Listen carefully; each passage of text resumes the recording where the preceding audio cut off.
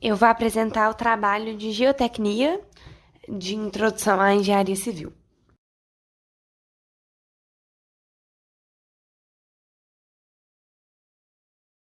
Quando a gente está falando no profissional de engenharia civil, normalmente o povo pensa em construção de prédios, em grandes obras, envolvendo muito concreto. Mas a engenharia civil não é só essa construção de prédio. Ela abrange muitos outros segmentos, como, por exemplo, pavimentação e transporte, saneamento, construção por si só, estrutura, geotecnia, etc. Esses primeiros são áreas já muito conhecidas, que todo mundo vê, todo mundo pode admirar, mas poucas pessoas relacionam com o engenheiro civil. A geotecnia, por outro lado, é uma área pouco conhecida, porque ela trabalha com um elemento que ninguém vê no dia a dia, a menos que ocorra alguma grande tragédia: o solo. E o solo é o local sobre o qual as construções se apoiam, e por ser um elemento da natureza, seu comportamento deve ser estudado e analisado caso a caso. O engenheiro geotécnico, o que ele faz? Ele estuda a influência direta ou indireta das obras sobre os solos. A primeira atitude dele é realizar uma programação de investigação. Nessa programação, ele vai constar os tipos de ensaios que precisam ser realizados, a quantidade e a localização que devem ser feitos. E isso varia de acordo com cada obra e com sua complexidade. No texto do slide pode-se encontrar mais detalhes sobre o processo executado pelo engenheiro geotécnico. Na UFMG, a geotecnia é o curso do mestrado e que foi iniciado em março de 2009 e visa a formação de mestres para atuação acadêmica ou profissional e o desenvolvimento de pesquisa científica e tecnológica em duas áreas de concentração: geotecnia e transportes. Algumas disciplinas que estão na grade curricular são, por exemplo, ensaio de laboratório e campo em rochas, ensaio de laboratório em campos em geotecnia, fundações e estruturas de contenção, geologia e engenharia e mecânica das rochas, geotecnia ambiental, mecânica dos solos 1 e 2, obras de terra e encruamento.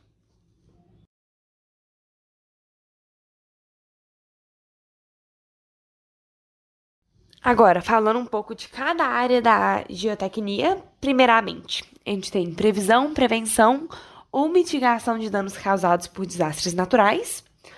A gente já sabe que a geotecnia é a ciência que estuda o solo e as rochas e sua relação com as ações antrópicas. Assim, ela abrange as áreas de mecânica dos solos, mecânica das rochas, geologia, geofísica e hidrologia. Além disso, ela também é aplicada para prever o comportamento dos materiais da crosta terrestre e solucionar problemas de engenharia, ou seja, compreende a previsão, prevenção ou mitigação de danos causados por desastres naturais, por exemplo, avalanches, fluxo de lama, deslizamentos de solos e rochas, semidouros e erupções vulcânicas. Alguns exemplos da atuação da geotecnia para essas finalidades são sondagem de terrenos. Tem muitos tipos de sondagens, assim como sondagem a percussão, mistas, rotativas e geofísicas, e elas atuam em solos de diferentes profundidades. Elas são realizadas com o objetivo de identificar camadas de solo e rocha, determinando suas propriedades físicas, mecânicas e geotécnicas, tais como deformabilidade e resistência. Tem os ensaios laboratoriais, que são realizados diferentes estudos geotécnicos para melhor conhecimento do solo a ser trabalhado, e a gente pode citar a análise granulométrica, os índices físicos, o ensaio de índices de consistências ou limite de Atterberg, o ensaio de absorção, entre outros. E tem também os geossintéticos, que são produtos industriais fabricados a partir de materiais polimétricos, que produzem a capacidade de substituir materiais orgânicos, como argila e madeira, utilizados para resolver problemas de geotecnia. Alguns desses geossintéticos são denominados geogrelhas, georredes, geotêxteis, geomembranas, geocompostos, geotubos e geoexpandidos. A aplicação de solo, rocha e mecânica da água subterrânea para o projeto e realização predita das estruturas de barro, tais como barragens. Existem muitos tipos de solo sobre os quais geotécnicos lidam. Entre os principais deles são os arenosos, argilosos, siltosos e orgânicos.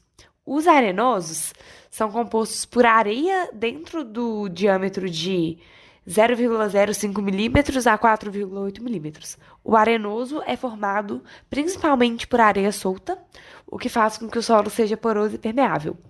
Entretanto, o solo arenoso não possui poder de agregação. Então, a gente utiliza ele mais para a produção de cimentos e para aterro e terraplanagens. Os argilosos são formados por partículas menores que 0,005 milímetros e são indivisíveis. O solo argiloso retém mais água que grande parte dos outros. Todo solo desse tipo tem grande microporosidade, mas a macroporosidade dada pela agregação. Os orgânicos são formados por uma mistura de matéria orgânica, areia e argila.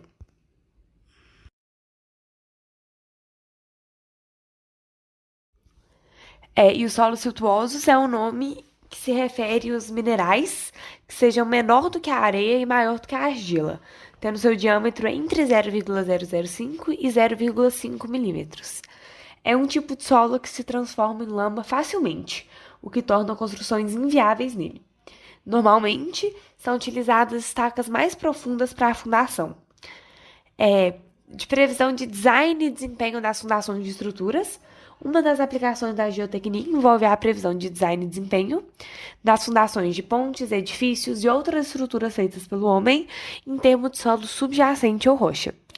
As fundações, como qualquer outra parte de uma estrutura, devem ser projetadas e executadas para garantir as condições mínimas de segurança, funcionalidade e durabilidade, sendo que a maneira como são atendidas essas condições irá refletir no desempenho da fundação. No projeto, seleciona-se o tipo de fundação a empregar em função das características geotécnicas do local, das grandezas das cargas, das responsabilidades da obra e outras. Assim, se determina a NBR 6122, não se deve elaborar qualquer projeto de fundação sem que conheça a natureza do subsolo. As investigações no laboratório visam a determinação de características diversas do terreno de fundação, utilizando amostras representativas, obtidas na sondagem de reconhecimento nos poços ou em trincheiras de inspeção na fase de projetos ou execução da obra. Agora eu vou falar de algumas obras envolvendo a área geotécnica da engenharia civil. A gente tem, por exemplo, a Ponte Rio-Niterói, a Ponte Presidente Costa e Silva, popularmente conhecida como Ponte Rio-Niterói, pode ser considerada um marco na engenharia nacional. Ela foi construída começou em 1969 e foi finalmente inaugurada em 1984. Os desafios técnicos e construtivos envolvendo o solo apresentaram na fase de projeto e construção. Concretagem submersa de elementos delgados em meio agressivo, água do mar. Sua construção necessitou o uso completo de laboratórios de ensaios. A resistência das estruturas empregadas, por exemplo, foi comprovada por modelos reduzidos ou provas de carga em peças de tamanho natural. Para a posição sobre a região, foi preciso forte pesquisa e demanda de engenheiros que trabalhassem para propor uma melhor construção sobre terra e mar. Assim, foram necessários 80 metros de vão de concreto no oceano e 32 metros de vão de concreto na terra. Após estudos e pesquisas, profissionais da área chegaram à conclusão sobre as estruturas sobre o mar que sustentará a ponte. As colunas deviam ser ocas, engastadas na base e com uma parte maciça no topo do pilar, cuja função é receber as cargas dos aparelhos de apoio e transmiti-las às paredes do pilar. As fundações a ar comprimido ficaram, em geral, assentadas em solos sedimentares resistentes. As estacas das fundações mistas foram cravadas na camada de alteração de rocha. Complementam ainda as fundações do mar, suas estruturas de proteção, destinadas a absorver a energia de choques eventuais de navios, evitando danos às estruturas da ponte.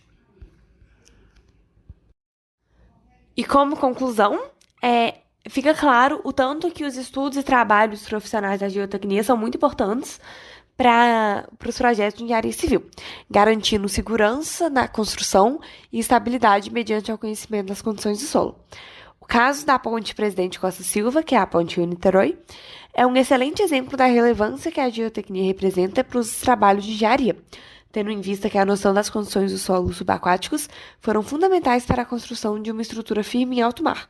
Além disso, é importante ressaltar que o engenheiro civil possui grande importância na área da geotecnia, porque ele é o responsável pela continuidade do projeto com base no estudo do solo feito pelo geotécnico.